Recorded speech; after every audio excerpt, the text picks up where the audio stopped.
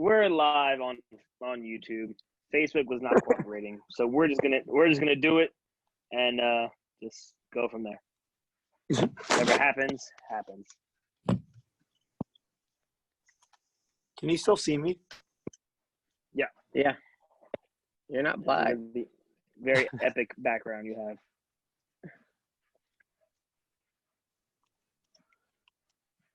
What does it mean? What's the word like awful at computer stuff? When you're awful at computer stuff, you're being a Sawazi if you're awful at computer stuff. I'm trying to tell Dwight. Thank you guys. Are we By live? the way, this episode is called, we're live. This episode is called Yeah, 100%. Into the Carlos Aguilar and Tara Halleck's Blue Halleck's Aguilar relationship. This episode's brought to you by What Could Go Wrong Does Go Wrong.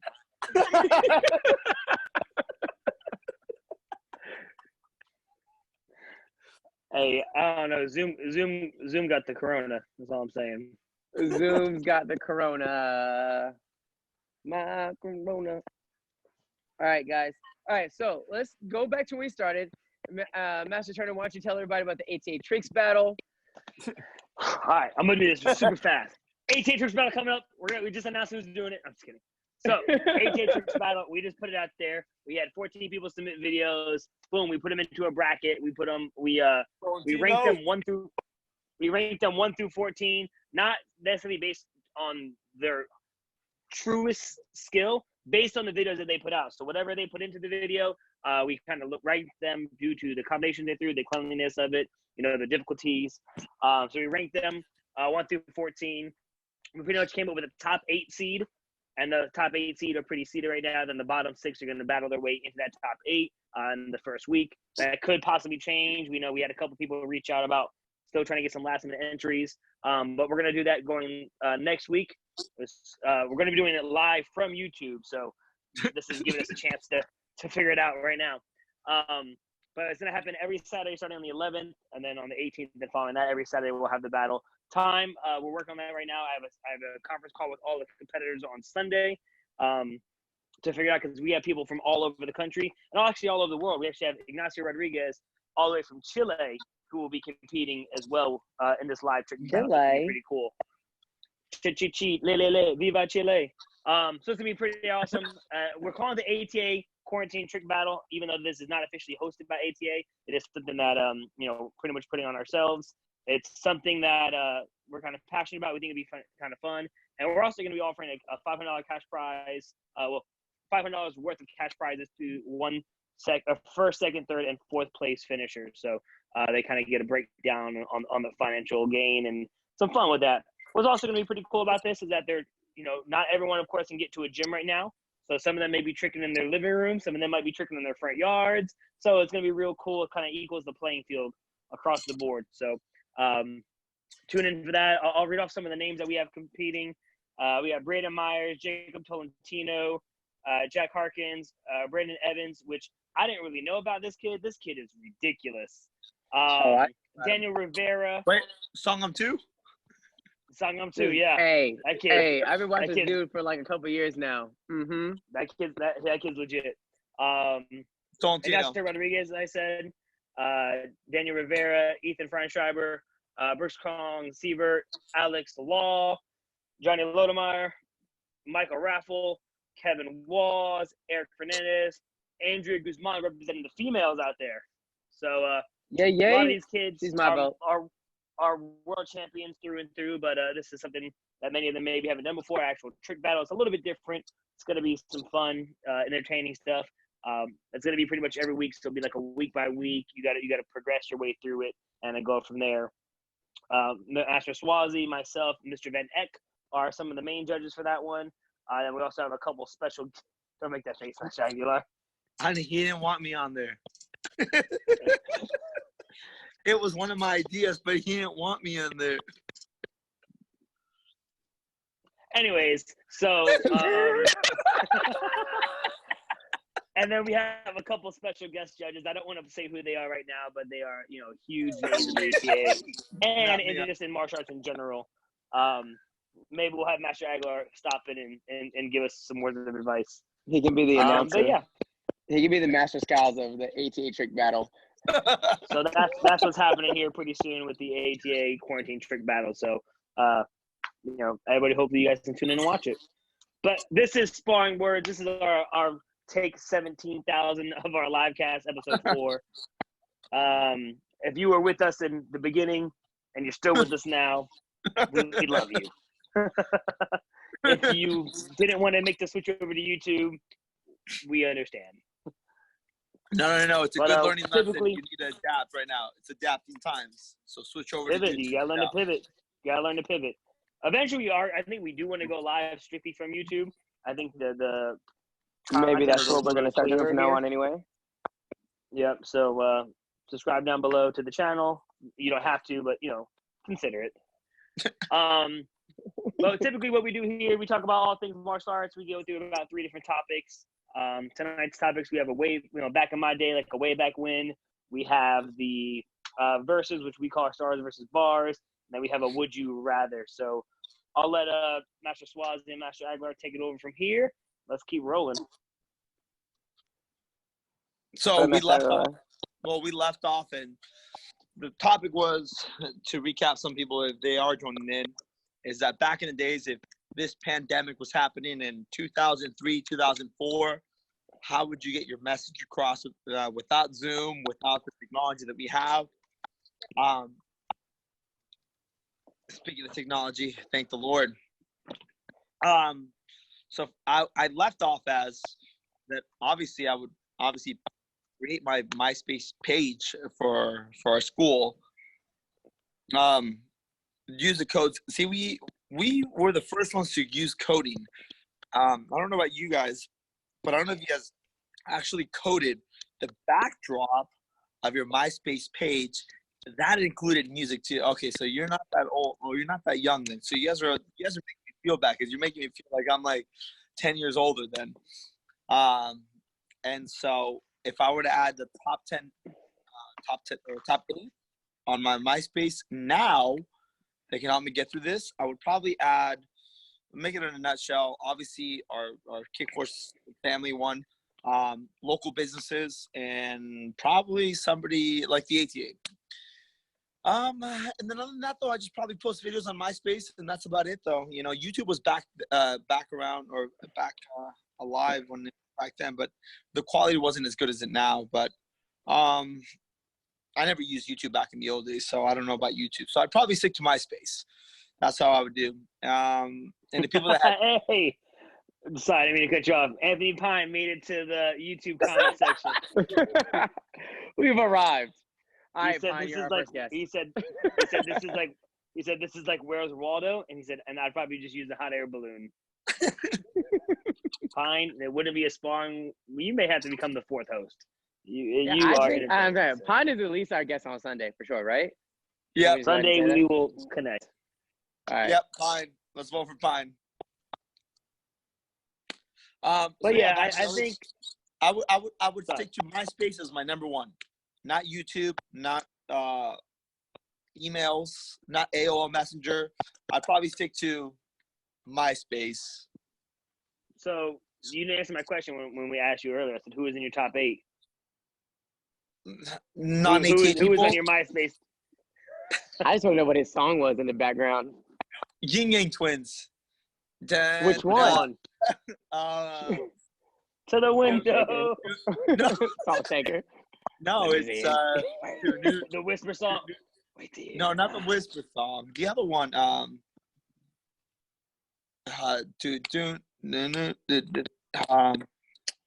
Gosh, it's been a while. Was this the Mexican remix? This is not Suavemente, Besame. But it was the Yin Yang Twins though. That was my one. So, but I gotta. Right. But anyways, mine was probably like Nelly. Either some Nelly or some B2K. Bum bum bum bum. sure. Mine definitely changed every week when it came to the songs. I did anything from, like you're saying, Nelly. I know for sure at one point that Neo, So Sick of Love Songs, was one of them. I was a simp even back then, guys. Did you dedicate that song like to? I didn't know any of my ex-girlfriends at that time, Mr. Aguilar, so no.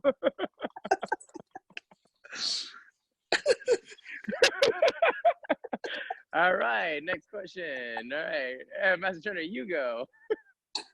I would be on YouTube, but yeah, I think we would 100%. I would go the other route. I would probably be definitely on the YouTube side, but I get MySpace was definitely good. I totally forgot about MySpace. It was very confusing. I remember when like Facebook Well, first what got grade were you guys in? What grade were you guys in when MySpace came out? Middle sixth, maybe school. 7th. Yeah. Yeah. I remember when Facebook came out when I was in like middle school still, and or maybe like in high school, and they're like, "Oh, Facebook's for the college kids," and like, Yeah, I didn't hop on MySpace is Facebook. for high school. I didn't hop took on a while. Facebook until I don't know, probably high school. Yeah. So. Did you guys have Same. AOL Instant Messenger? Is the question though. Oh, for sure. Yes. I didn't. I still remember my name, REY333ET. Hey, Ray, because of Rey Mysterio. Rey Mysterio was the ish. You like Rey Mysterio? Oh, for sure. That's Ray, REY, because he spelled his name REY. 3 Okay. is my favorite number. No, 3 no, wait. times ET. No, let's go back. Evan. Let's go back. This is a curveball. You liking Rey Mysterio, 619 San Diego, and you could have asked me. I have a friend of mine that's really good friends with Rey Mysterio. I could have gotten you like that virtual meetup. This is impactful right now. This was meant to be. Yo, Rey Mysterio and Billy Kidman were my favorite 2 wrestlers. No. Okay, talk about wrestlers. If you were to pick top 3 wrestlers. I mean, I only need 2. I need Rey Mysterio and Billy Kidman. That's all I need. That's it. That's it, man. Shooting Star Press, the top Mine ropes. was Rob Van Dam. And, Okay. Yeah, Rob Van Dam and Where's Jared Boyd when you need him? I don't Eddie know what the Guerrero. hell's going on. Oh, I'm That's sure what he'd he be said going here. crazy right now. Anyways, we digressed. So that was our way back. Was what would we do if this happened way back when? Now our stars. Next versus topic, bars, please. Which is our versus competition, our versus topic. What was it for today? I already forgot. We've had this so many tries. It was okay. We had champion. a couple options actually, but I think the one that we chose was the idea between would you rather? Oh no, Stars vs. Bars. Sorry, Stars vs. Bars was mastership versus winning your first world title. And would you prefer to have won that world title or have what's kind of more meaningful? Yeah, what's more meaningful, mastership or like a triple crown world title? All right, Master. Nobody heard my question because of his dogs. He's jumped the fence, guys. All right, so once again, the question was, so versus what is more meaningful? Mastership or winning a world title, your first one. Meaningful or important? Meaningful, more important. It can all be kind of summed up to one thing. Which it is an opinion thing. Which do you value or hold higher? I guess. So I think it's definitely changed, unfortunately, over the years, and I think it's changed, and then it also flip flop and went back. So I think, especially in our generation, the master title was such a big deal because it was so limited. So I think that's something that, especially for our generation, we definitely looked into, and we looked up to, and we were like, wow, because it was. I remember the master ceremony where they could fit all the masters on stage on the rocks, and 30 maybe max. I remember it's like the number where I was like, well, that's a lot. and then they started like went back and they used to have the opening ceremonies at the Verizon Arena when they started filling into the crowd. I was like, whoa, this is getting a little much. So and I think back then it was definitely pristine, but then at the same time, winning a world title when like I know you've been around ATA a lot longer than I have, and Master Aguilar as well. When you had to win forms and sparring to win the title, when it was like a top 4, like that was like yes. if you won then it was different. And then as they added more and more events, and the divisions got bigger and bigger, and I say divisions got bigger, but actually they ended up getting smaller and smaller. They broke up the ranks a lot more. So I mean, I don't know how many titles are technically earned a year between every division. I mean, you got to think there's a lot. I mean, let's say that if no one ever won, let's say that everybody only won one title, like you didn't win forms and weapons or sparring and extreme. Like if only one title was won per person, how many total titles would there be? So I think it took the pristine out of it, and not nothing against them, because I've had students win at that age. But sometimes when you see a 6-year-old walk around or a 7-year-old with a world title on their back, the same year you won your title, you're like, well, what I went through and what they went through, and even though they're the same events, you can both be sparring titles, they're looked at in 2 totally different facets and 2 totally different lights. Not to say that there's not significance to winning it, but I just feel like kind of happening. At one point in time, it's all about master, but first probably winning the title was really, really hard because of the just the demographics of things. So what's your answer? What do you hold higher? Which one do I hold higher right now? My mastership. For you personally. My mastership. Because for me as a martial artist, that was my last goal that I wanted to accomplish as a martial artist. Winning a title was great, traveling the world, but as a personal martial artist, the last thing I can honestly say I didn't get my mastership for my students, right? I got it for me. Now it's the last true thing that I needed for my own personal journey as a martial artist. Not saying it's done, of course, but that was it. All right. Master Aguilar, which one do you hold higher? Your first world title or your mastership? I hold mastership higher because I think it's a lifelong journey. So I hold that higher. But which one would I want to fight for right now? I would have loved to be because people don't know this because I lost that like prior competition, but I never liked forms, never liked extreme. I've always liked sparring. And if I were to choose right now at this very minute, if I was a 5th degree black belt, sparring world champion, or a master, I think I would choose to go for a sparring world title. You are the California state champion right now in sparring, though. Shout out to COVID-19. Shout out to COVID-19 for making Carlos Aguilar. You can legit say state champion. You have a state title.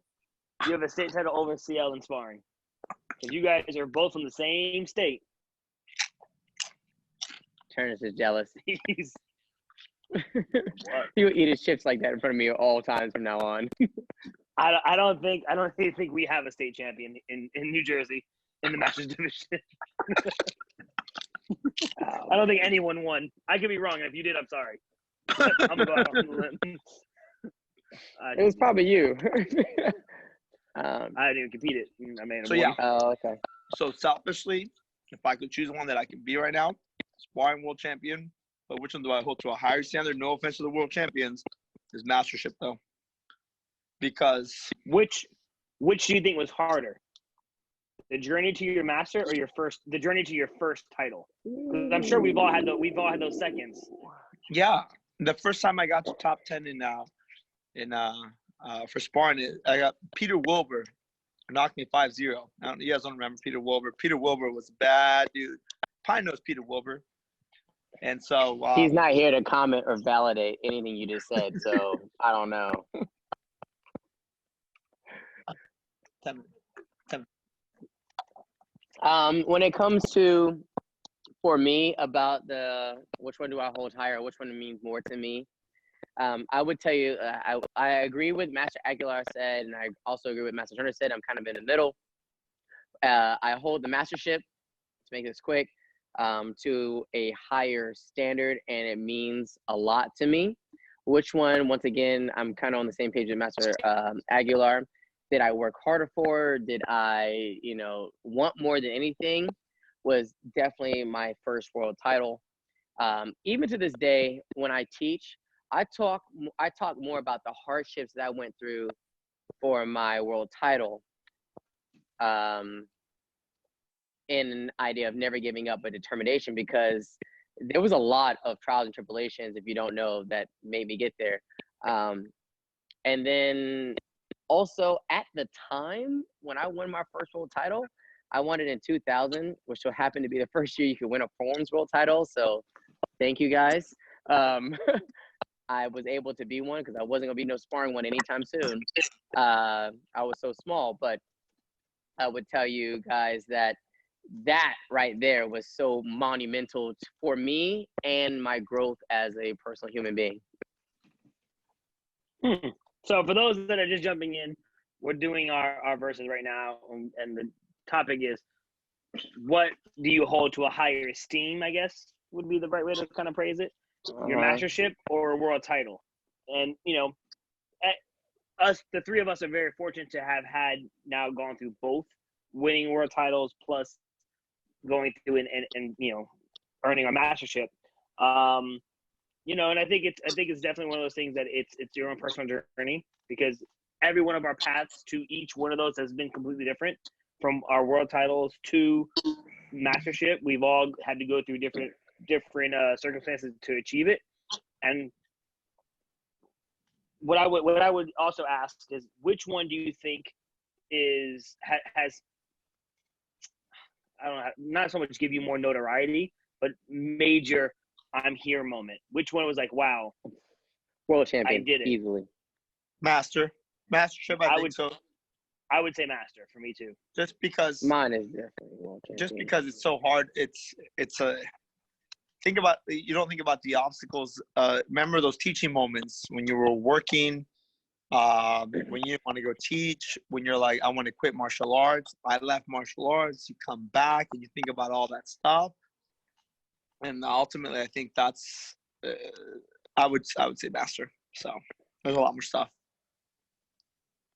Once again, I agree. kind of on the opposite page of both of you guys for this one, at least, because of the idea that for me, everything has been always predicated for me that, CL Sawazi can do this, can do that, can do this, can do that.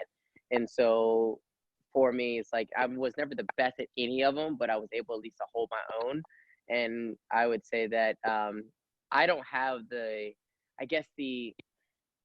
like people look at Master Turner and they go, wow, he's influential in this. Master Aguilar is influential in that. Like I would say everything, all of my success in the organization has been predicated on the fact that people would want to listen to me because of I actually was able to do it, or they look at me and they go, wow, I want to do it like that. I sometimes do envy you two on your ability to be successful, not using your physical ability. I agree. So what you're saying is that most people looked at you solely as a competitor first. Oh, even to this day, yeah. Even to this day, everybody always looks at me as like a competitor first. Master Turner, we talked about in our first episode, you need to go back and watch that, about how nervous I would get because of the pressure that everybody, I was like, if I got second place, people would come to be like, who beat you? And I'm like, the other guy that was in the ring. Like, everybody has the chance to win. And that pressure of always having to win, especially on the East Coast at that time when it was smaller. So we're going to head over to the comment section real quick. These guys are having fun. But Anthony Pine asked, what hurt more, losing the opportunity for a sparring world title or getting hit in the head by the B-Rung Bong? Hey, that B-Rung Bong hurt. And Master Inho was like, "Ha!" I was like, "All right." That thing hurt. I don't know about y'all, but I know he hit me dead in my forehead. As a side note, that mastership, next time we should talk about our mastership journey a little bit because it's kind of entertaining. Shout out to all the masters that were grandmasters now. They were grandmasters now up there making me laugh the entire time. They were making funny faces, looking at me like, "Hey, are you sure you should be a master?" Like, oh, attaboy. Like, shout out to them because I appreciate that. It made it special, actually. All right, next topic. All right, here we go. Right? Last topic of the night. Thank you guys so much for staying with us. So the last topic of the night is our would you rather. So this one's kind of interesting. Still going off the topic, and right now we understand that ATA is in a limbo spot. Where they had to officially end the tournament season. But again, congratulations to those who won their titles. It's not their fault they won. It's not their fault they won. I know many people are upset because they could have the chance to win, and you know what? It's just the circumstance of what it is. Their ATA is, I'm sure, doing their best. We have no inside information. This is just our own personal opinions about what's going on. We have zero inside information. But I'm sure, judging by the reason we have a tournament council, the reason they have a tournament department, even at that, is everything was discussed in full retrospect, and this was just seemed to be the best circumstances. So people like Master Aguilar could win their titles through and through. But he went on a lockout year. All right. That's so the last topic. It's fine. I've never sparred Evan, and I've only sparred Sawazi one time, and Sawazi will tell you how that ended. And so it's all right. When did we spar? What were we spar? Oh my God, was it the turkey beatdown?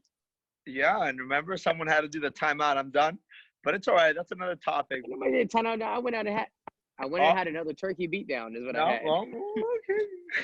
All right. So, anyways, all right. We'll have an actual sparring words and actual sparring in it. We'll do a live sparring words. I gladly welcome both of you guys sparring. Actually, you know what? You're lying. The last time I sparred you, I tore my hamstring because I tried to number 2 round kick you in the gut. Didn't work out too well though. I'm old. Right. That's what happened. But we digress. So our last topic is a would you rather. Would you rather have a school with 500 active students, but 0 of them compete, or 50 competitors and legit top 10 world champ level every single student? We know Sawazi's answer. I'll go with 500 students easily. Because I agree. One of those 500 will end up being, I don't know, somebody that just ends up, opening up a school and inspiring more people and continuing the legacy. So keep it short and sweet. Master Swazi, how about you? Well, you said you agree, and you also agree, so I kind of feel obligated to agree. But actually, honestly, I do agree. I think that having the positive impact across 500 is more important than having somebody learn how to do a proper front kick. As a side note, I've had multiple instructors, but most people think and would guess that Chief Master Skiles is my instructor.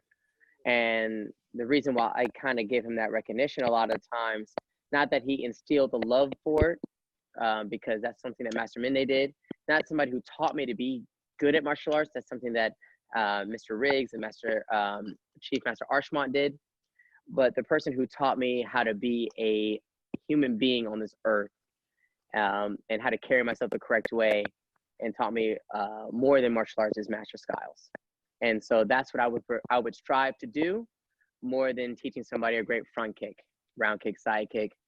And plus, they probably wouldn't get it anyway. So in the comment section real quick, one question was, how much can I charge them? Scott Benton said CL would make all 500 of them compete anyways. Yes.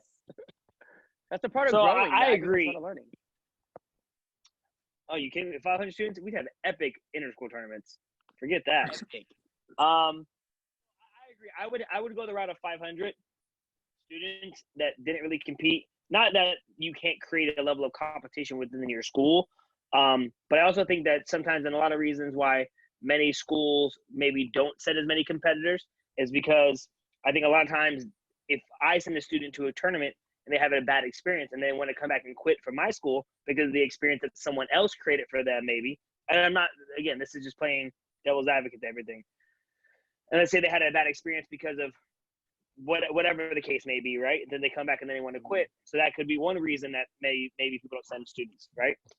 I know personally in my own school, with my student active count, I could probably send a lot more students, but I view competition as a very serious thing. I don't tell my students they have to compete. I say, if you want to compete, then you compete with the ability to win. And we send students who have the chance to win. So we send, 20 to 30 students to go compete. And, whether they all win or not is not as important to me, but I like knowing that most of them do come back with a medal. So I'm not super big in making students compete. We have a C-class tournament like that, but I can't. I'm irritated. Go ahead. I'm irritated with the statement because if somebody leaves my studio because they had a bad experience at another tournament, that means you didn't instill anything that requires people to understand persevering and understand also people. Like, in this world, you just can't quit because you had a bad experience somewhere. Like, I hate that excuse for people. I get it. People use that all the time. I don't send my students because what if they have a bad experience at this karate tournament and then they want to quit my karate studio? Man, that means you didn't do a good job of teaching. But if you're I'm sorry. No, but if your bills are paid from your students training at your school, would you rather and that these students are the ones who pay your bills? Are you willing to put that risk into somebody else? Whether no matter how good of a teacher you are or not, you had to look at the livelihood as yourself as the owner. Bro, I'm not disagreeing with you. Oh, I had a bad experience when I went and tried to apply for college, so I'm never going to apply again. Or I had a bad experience of trying to get a job at such and such, so I'm never going to try to get a job again. Like, man, bump that. I hate that. That means the people that were around you did not do a great job, and you did not learn. So let me ask you this, like Awazi. To be on this earth. Let me ask you this, Awazi. You have a complaint in life, and then like you throw your complaints towards, I don't know, you go to a restaurant and you have a horrible experience and you complain about the restaurant and blah, blah, blah, blah, blah. Are you going to blame your parents or are you going to blame the restaurant people that give you the bad service? Because the way that I was brought up is the fact Great question. If something doesn't work your way, that's fine. People make mistakes. You move on. So I'm going to tell you this. To answer your question about the restaurant, I love burritos. And I go to eat to a Mexican restaurant and I have a bad burrito. Doesn't mean I hate all burritos. Doesn't mean that another burrito can't be good. Doesn't mean I can't have a quesadilla next time. It doesn't mean that I can't have a chalupa from Taco Bell. Bro, there are so many different life lessons that are learned inside the tournament circuit that people are afraid because they're afraid that they will be held accountable for teaching it the right way. And they don't want to do more. Yeah, no. Yes and no. I mean, don't get me wrong. Yo, I agree. I'm sorry, I bro. agree. I agree. I'm just saying, people are lazy. People always, I get calls. Do you guys have a world champion training program? No, we don't. We just care.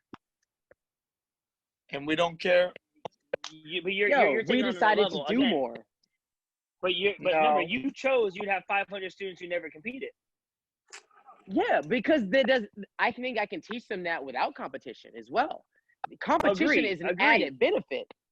But if you could, the kid can learn those lessons without competition. That boils down to the instructor. I agree, but at the same time, if I'm teaching those life lessons, and let's say that they do go have a bad experience to the point where they could end up getting injured, hurt, whatever the case may be, and it could not be a fault of somebody else's. It could be the student's fault. Blatantly, right? Whatever the case may be, but then now they say, I don't want to do this anymore.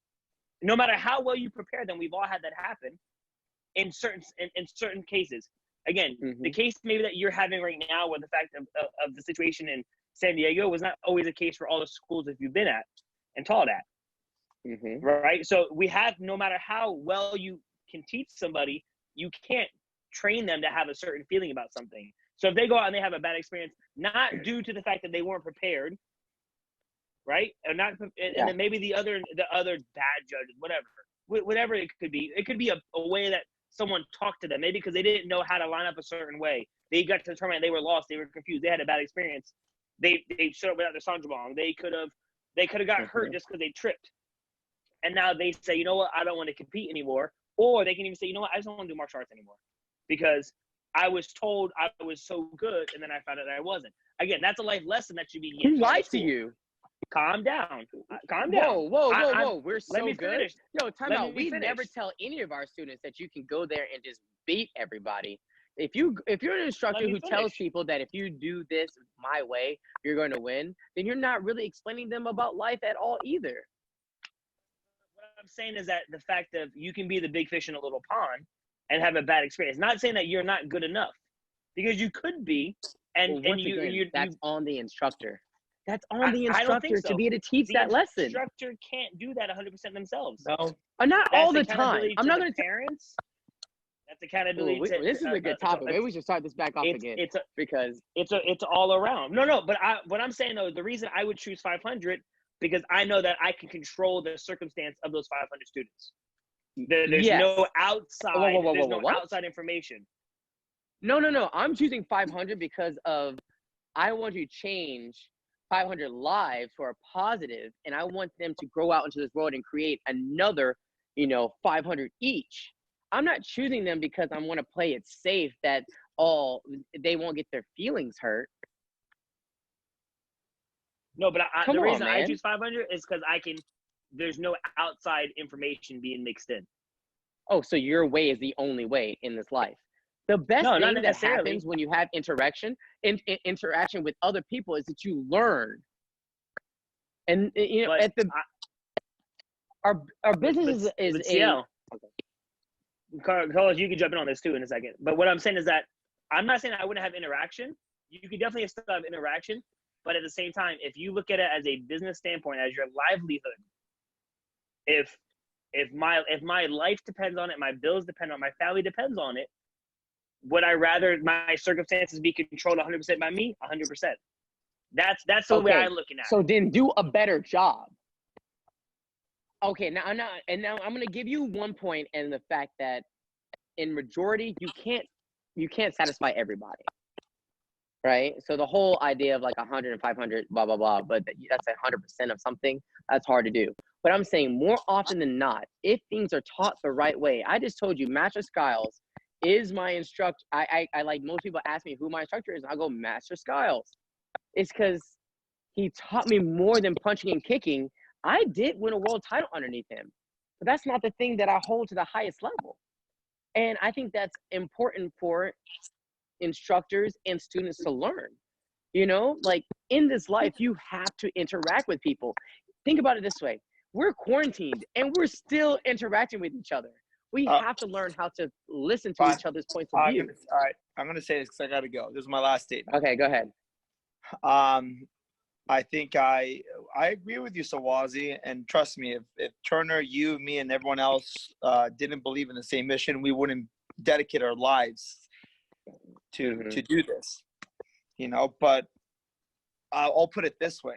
My mom and my parents have always taught me, you can do it, you can go, and they've taught me other stuff like you need to respect, you need all this stuff, and so they teach me all these valuable lessons. But afterwards, they throw me out into the world. And once they throw me out in the world, then from right there, I have to figure it out. And there's times in which, whether it's been other people or whether it's in the business world, let's just say, for example, and they've told me, like, Carlos, you suck. Like, Carlos, you're not good at that. And then there's times in which I doubt myself and I say, oh, crap, maybe I'm not that good, or maybe I'm not that great. And all those doubts come in as a grown man. Imagine a child that their martial arts instructor said, you can do this, you got it. However, though, you need to behave. When we send them out to a tournament and they go to a tournament and you've got somebody with high authority, like an 8th degree black belt, a 7th degree black belt, and tells them, that was horrible, son. And they're going to have doubts as well, too. We've had life experiences where we can say, all right, you know what?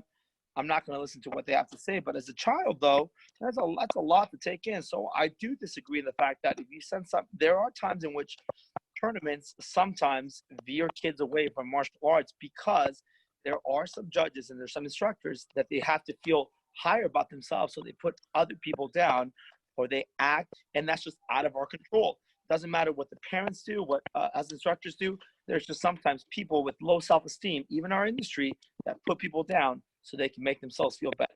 And it's out of our control. And it has nothing to do with the instructor, because between all three of us, we've all taught the same amount of hours, probably the same amount of people, and so on. And that's just something that I've learned. No, I completely agree. And I think sometimes as an instructor, and I think the three of us, we would say we're all great instructors. Flat out, I don't we can say consider that. myself a great instructor. I really don't. But keep going. I consider you one, not me. We're all Okay, considered. Well, I think we would both consider you guys, or you consider a great instructor. But even at that, as great as an instructor as there's phenomenal instructors across the country right now, everyone is losing students, right? And it could be whatever the reason may be. But you could say, but I'm such a good instructor, but why am I still losing students? Same concept. You could be the best instructor and still lose students due to a tournament, no matter how good of an instructor you are. And I agree that you should be teaching them how to compete before they go to compete. And they should earn the right to go compete because they've learned how to do it first. But sometimes an outside source could dictate sometimes the way that student would feel. And now you've got to work 2 times as hard, and not saying you shouldn't, to retain them. But sometimes an outside source could be a reason that student left. Now, all the hard work you did to get a student, and you let someone else, I shouldn't say you let them, but someone else's outside influence maybe could be the reason they left. I'm not saying it's not good. Hey, we all send students to compete. We all compete. I think we all agree that competition is good. That's why we send so many students to do it to begin with. But in a case, if I had the choice, if I had a 500 student base, you can create that same level of competition within your student base. And yes, you could change more lives or whatever. But still I don't having think you so can much change. control. All right, guys, I gotta go. Okay, bye, Master Aguilar. We probably should close the show off anyway. I gotta go see my family. Bye, guys. I'll see you Sunday, though. No, you're good. Bye. See you all Sunday good, yes. with our guests. Master T, once again, I guess I agree with the idea of having control. I think lessons are learned the most, and that's up to our seniors. That's up to our parents. That's up to our instructors to be able to let the youth understand that you don't have control over everything. My parents didn't. If it was my instructors or my parents' way every single time, then I would have never had a bad experience at a tournament. People think that people like you, Turner, or myself, or Master Aguilar, and some of these students, I look at like a Hannah Zaiton who wins, very well all the time because she's a great competitor. Olivia Palumbo at our school, who has endured so much success. And they look at those people as if they don't have bad experiences at tournaments. And I think that's I think it's a quote cop out. And I feel that even those people who've had success, they've had to deal with those times where they've had a bad experience. And I think a bad experience is a part of life. This quarantine, this COVID-19, this virus is a bad experience. And if you're going to tell somebody, if you're going to shy them away from experiences where a person can grow and a person can learn about themselves and learn how to face the challenges, we're on belief right now in our organization. You just completely scratched out determination. And in the book, it literally says, talking about, no matter the circumstances, the challenging circumstances, having a bad experience is a bad circumstance, right? Correct. I'm not disagreeing with you. Trust me. So You've seen me in a bathtub crying due to it, and you learn from those things. We've all had students who come back with a bad experience as instructors. Great instructor, whether you want to believe yourself is to be or not, you can overcome those obstacles. I'm not saying you shouldn't have those experiences. Yes, I agree. You should have experiences that teach you hardship.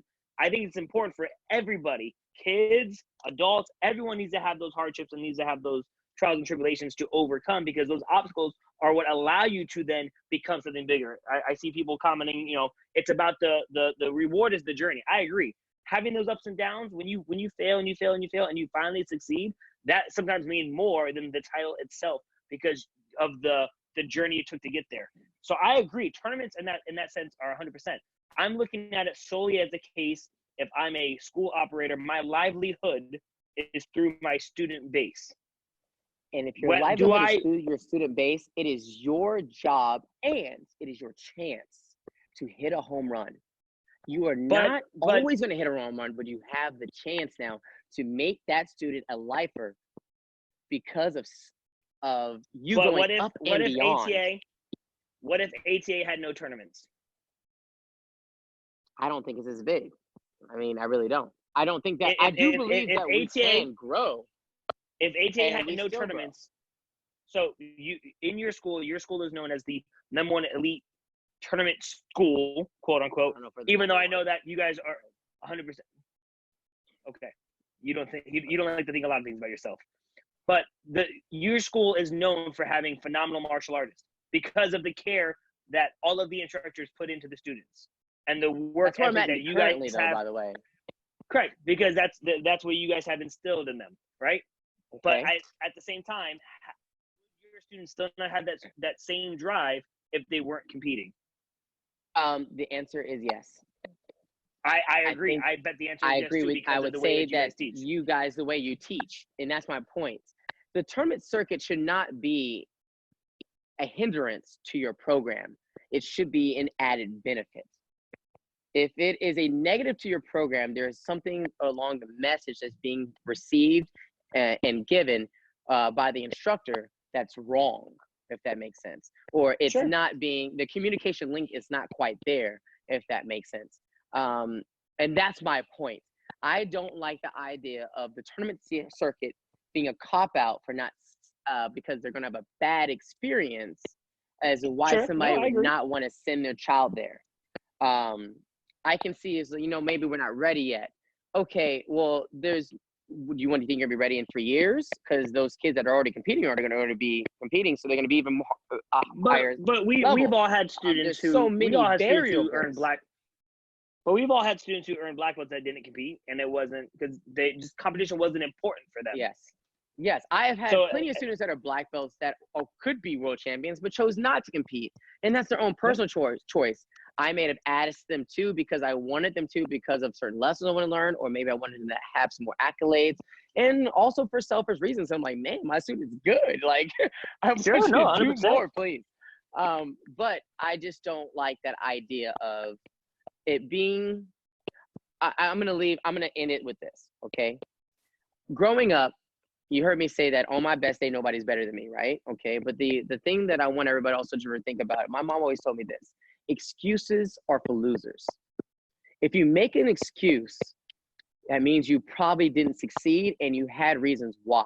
Now, people who fall on their face, who did not succeed, but get up and still are able to move forward and learn, right? You think about great people on this earth who have said, it's not about winning and losing, it's about watching and learning. I never lose. I only win or I learn. You've heard these great sayings, right? Okay, so that mindset is what you want people to learn. And that's what my mom was trying to tell me, right? Nobody wins and goes, but. Only losers do that. And if that's a loser mentality, that I'm afraid of failure. And I don't like it. No, I'm not disagreeing with you. Trust me when I say this, and I think you know that because I think we've had this conversation multitudes of times, not on a chat. And it's funny because people in the comment right now, they're going back and forth about both topics and Pine said something. Yeah, tournaments are subjective, 100%. Take those same 3 judges that you won with, switch out one person, and you don't win 100% of the time.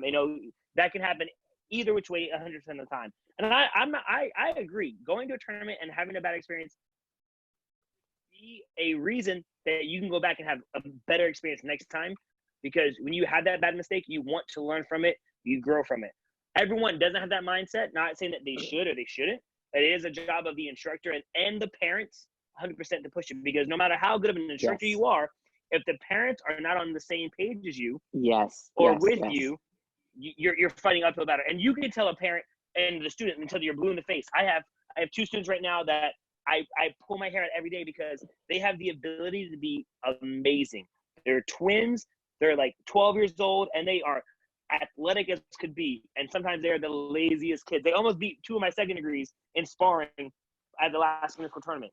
And it's like you saw the shining glimmer of like, that's how good you could be. And it's so frustrating.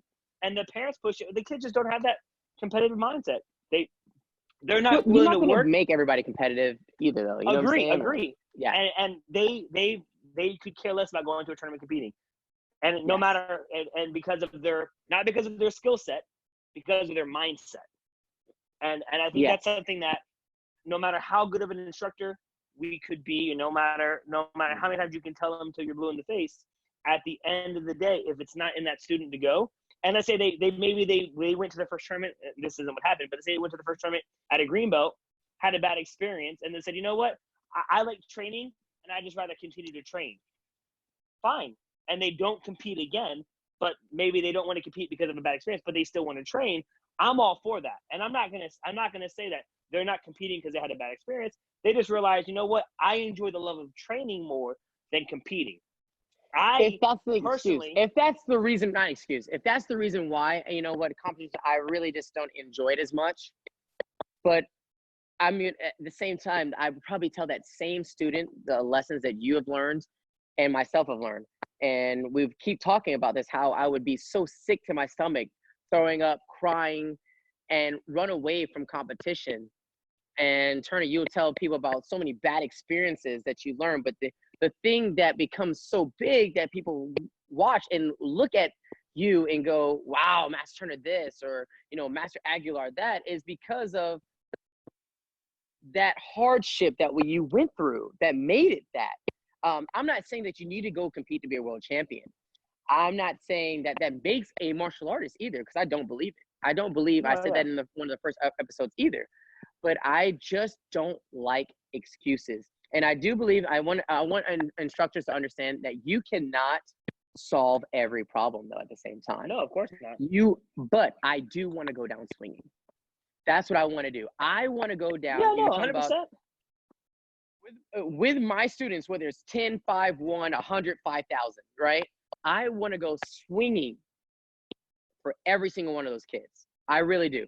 Every single adult, every single, you know, grandparent, every brother, sister, cousin. I want to go down knowing I gave my all and push for them to be individually great, and did not circumvent their greatness because I was afraid that they may have a bad experience. Yeah, but you know, again, and I don't disagree with you, because I think I teach the same exact thing in which you do and say the same exact concept. Mm-hmm. And that's why we have, I mean, this year, it's shocking to me because, again, I think my whole tournament experience and my whole legacy within the ATA is very much based off of, as a competitor, was in the extreme and creative division. And to turn around this year and to see how many students that I have that are in top 10, that I have students that are ranked 1 and 2 in forms and sparring, that shocks me. And I already know that people are like, Turner students are good at forms and sparring? Like, wow, who would have thunk it? He can I had somebody say that to me.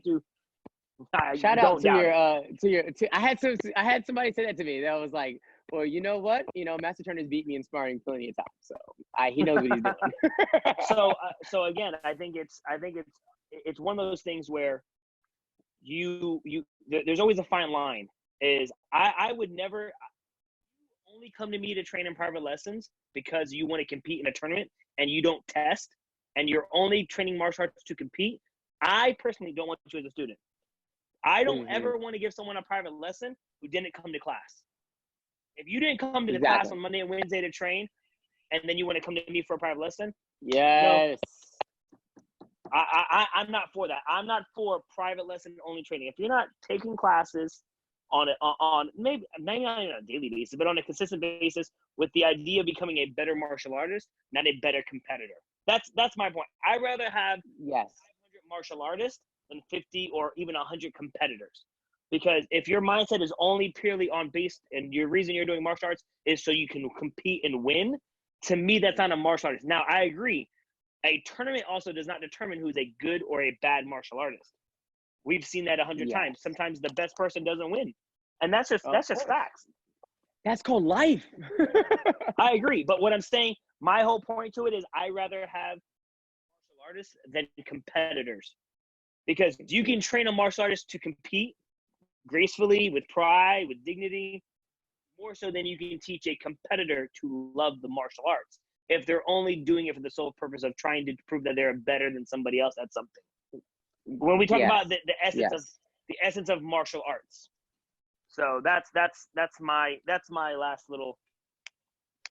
Yeah, I mean, I think that kind of funny that we actually ended up having a very great debate today on or even a talk about that. I think that at the end, though, we made it to an hour. All three of us probably really do. Yeah, all three of us actually agree probably maybe on the sole point of that. Back to our original point of the 100 versus 500. As long as I think that Master Turner holds himself to a high standard, Master Aguilar holds himself to a high standard. And I would say the reason why I'm friends with a lot of people in the organization, like the Pines, the Jimmy Goldens, the Romeo Gregory. I'm trying to tell you, I love Mr. Gregory, just because of I see how much the instructor pours into each individual student beyond martial arts. And I thank them. I thank people like that. I do. I really do. No, 100%. I mean, I said it at Nationals. When I had a sparring team take second in both team sparring and combat, and I went against your team, the Churches. I went against Master Urban's team. I went against Mr. Pine and Mr. Chambers. I mean, the level of competition, I blatantly went to it like, man, you know what? We got some good kids, but let's see if they're ready for, what the top and to say, wow, I can't believe I'm standing. My students and myself as an instructor, as a coach, are standing side by side some incredible martial arts and people that I consider friends. And I'm like, man, you know what? I'm doing something right, and my students are growing, and it shows growth. You know what I mean? And it's 100%. It's a testament to competition. Not only I think we compete now on a different sideline. We're not necessarily maybe in the ring all the time competing against each other, but we'll be on the sideline. If you have a student in the ring and I have a student in the ring, we're cheering on each other's student, but we're also looking at our student like, hey, you better beat them because that's Master Swazzy's student, or that's Master Turner's student. We do it all the time. We do it all the time. And again, all the people in the comment section, we all do it. And the people that we know, and it's been a blessing because most of our friends are, and we've been very fortunate to have the top tier competitors and instructors. The people you said, the Jesse Isaacs, the Bobby Erdmans, the Jimmy Goldens, the Romeo Gregories, the Pines, Scott Benton, all of these people who, Jaron Haynes, are phenomenal competitors, have blessed the next generation and turned over excellent students. And it gives us a chance to compete in a different way.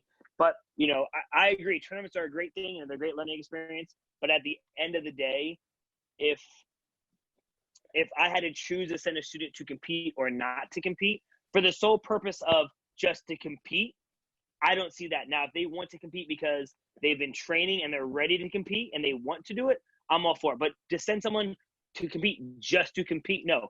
I agree that life lessons they can learn. I'm not saying they shouldn't do it. I agree that they should. But for the sole purpose of going to compete just to compete, I don't like that. I like, if you want to compete, let's train to compete. Now, whatever experience you have, that's on you. Whatever you put in is what you get out. That's my own mindset. But I definitely need, we need more of Steele trying to actually Turner. We don't need that. Mr. Hoffman, we don't need that anymore. Mr. Master Swally's broken enough.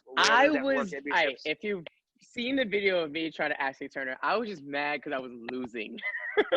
Yeah, you're right. I was just losing, You need to see more of him trying to act like me as long as he's not actually hitting me, and I continue to win. We can have a lot more of that as long as he's not hitting me. But no, I mean, it's definitely fun. This has been a very entertaining topic. For those that are still watching, thank you guys for coming over to YouTube with us. Facebook was not working with us. We'll continue to read and figure out what's going on there. But hey, if we just got to keep going live from YouTube, so be it. But if you do have a YouTube channel or you do have a YouTube account, go ahead and hit that subscribe button. Help us out here. there's 10 of you, 11 of you watching right now. If all 11 of you subscribe, we could have 11 subscribers. Great job. All right, guys. But, I really appreciate again, it. We're signing out. We'll see you guys on Sunday. We're gonna I have a our feeling first that guest. I'm going to go Instagram live with Master Turner to continue this conversation. So make sure you follow us too. Mine is just at CIELSOLWAZI. And then Master Turner, you can tell them yours. I don't even know mine. I think it's Master.Turner. It's not that creative. Yeah, exactly. Mine's just my name, CL Swazi. So yeah. But yeah. Really though, on the other side, don't forget the ATA quarantine trick battle. That's gonna be happening. Check that Don't out. miss that. All right, guys. I'm gonna go ahead and sign off. I appreciate it, Master Aguilar. He said great show today. He said he loved the passion. If you don't know that he has a new daughter, so he does have to take care of Hey, Ellie. She's we got a beautiful. new subscriber. Yeah. Thank you, All right, and then thank you, Master Turner, for figuring it out and moving it to YouTube. Send me the link later, and I'll post it up on my page. All right, you guys. Signing out. All right. Sparring Words episode 4/14,000 after all the tries.